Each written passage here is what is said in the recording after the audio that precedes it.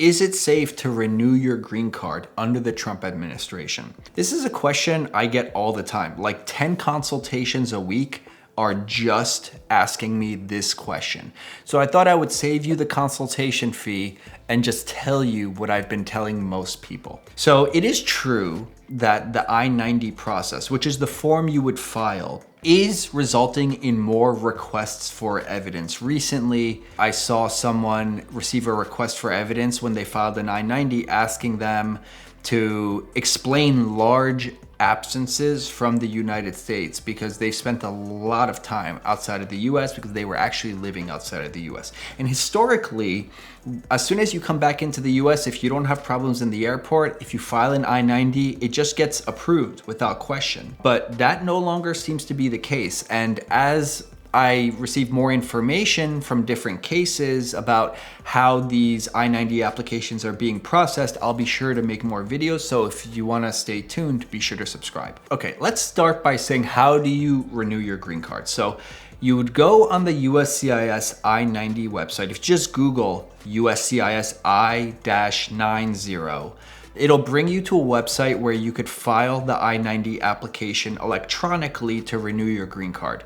For most people, I would recommend filing the I-90 electronically for a variety of reasons. First of all, it's cheaper. Slightly cheaper to file it electronically versus using the paper version of the form. Second of all, it processes slightly faster. It shaves off at least a few weeks in the processing time to file it electronically, in my experience. And third of all, when you file the I-90, you oftentimes have to mail in your old green card. And if you use the paper version of the form, you're required to mail it in along with the paper version of the form. But when you file it electronically, you can hold on to your green card up until the end of the process. At the end of the process, they're gonna issue a request for evidence for you to mail in your green card. And then usually within a couple weeks of that, you receive your new updated green card. So it's just easier to live your life when you have a physical green card in your hand. In the last, year or two, when you file an I-90, you receive an automatic green card extension. I believe right now it's like a 2-year extension while they're processing the I-90. I could be wrong about how long the extension is, but it's a long enough extension where you're definitely gonna have your new green card before that extension expires. But it's definitely a long enough extension where you're gonna have your new green card before that extension expires. When you're going on the website to fill out the I-90 renewal, there's one or two slightly complicated portions that ask you how you received your initial green card. It asks you whether you received it through adjustment of status or through a consulate or embassy abroad. What it's actually asking you is, did you apply for the green card from within the US, or did you go to a consular interview abroad to do it through consular processing? If you did it through adjustment of status, you need to indicate the city and state where you adjusted status in the United States.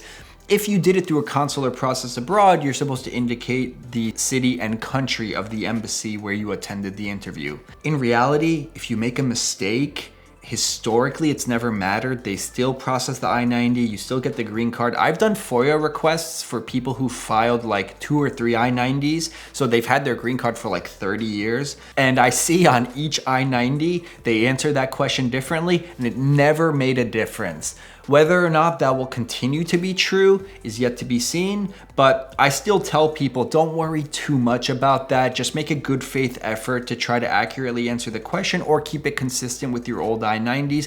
It shouldn't really make a difference, but we will see if that changes. The other question on the I-90 application that they ask you is, where did you enter the US? Like, what was the port of entry? And that typically means, where did you fly into the US after you consular process? For that question, I usually just put the city and state of the airport where they flew into the United States. I've never had a problem doing that in the past. Once you file the I-90, the processing times currently are all over the place. I've seen I-90s get approved in less than 2 months, where you have the new green card in your hand in less than 2 months, and that's great. And I've seen other ones that are still waiting, and it's been like 11 to 12 months since they filed it. So processing times are all over the place.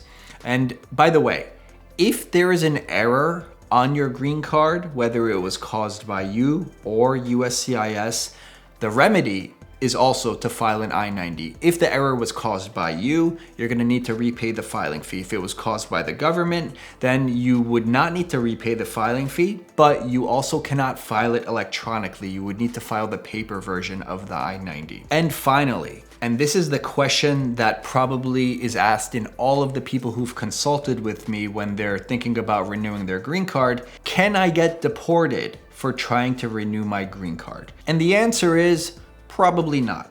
I've never seen an I-90 result in removal proceedings. I've even seen people who have deportable convictions that the government just never connected the dots on, where if the Department of Homeland Security just knew this person had this conviction, they would initiate removal proceedings and issue a notice to appear in immigration court. I've seen people in that situation successfully renew their green card with an I-90. So the background check procedure for the I-90 is not anywhere near what it is for the N-400, the citizenship application. When you apply for naturalization, anything that could come up probably will come up. But when you file the I-90, it's much safer.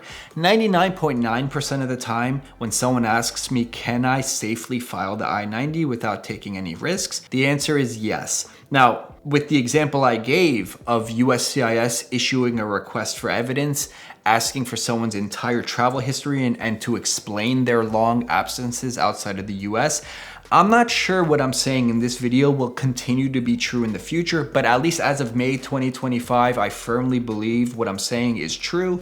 If anything changes on that, I'll make more videos updating you in the near future. All right, guys, that's the end of the video. I just wanted to give you guys a quick update on that and to answer some questions that might help people save the effort of having to consult with an attorney before they renew their green card.